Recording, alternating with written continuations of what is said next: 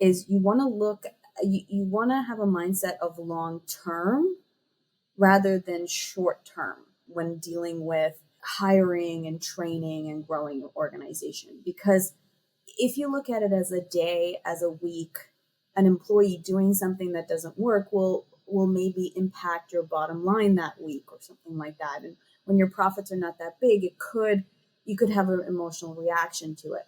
But when you look at your company as, you know, a 30-year endeavor, a 40-year endeavor, and you kind of put yourself in the 20-year or the 30-year, is what happened really going to matter?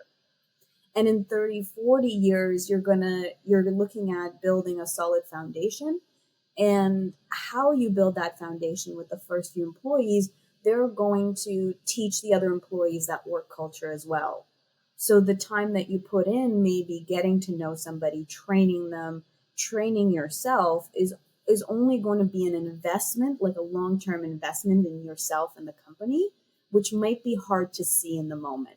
In the moment, it may occur as, hey, it's hard work. There's very little reward and it's so demanding of me and it costs money and it doesn't help me.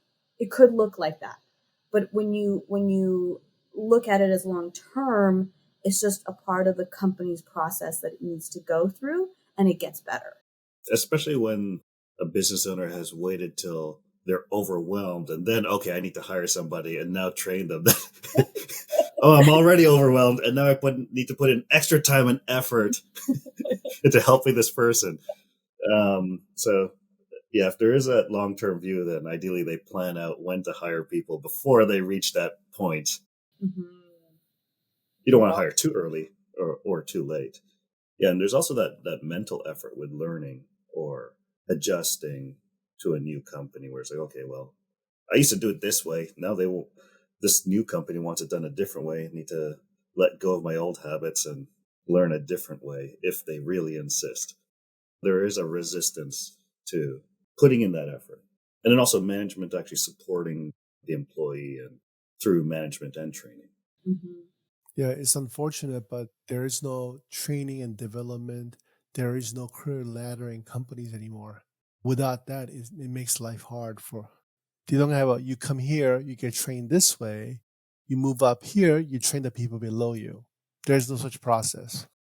Also, there is no training and development department, and there is no budget for training and development.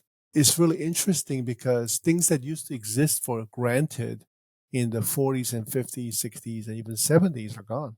Mm-hmm. So it's like an ancient history. So what you see is a lot of organization that got put together simply to service customers and make the upper management, successful and rich. But they forget all the things it requires to do it over long term.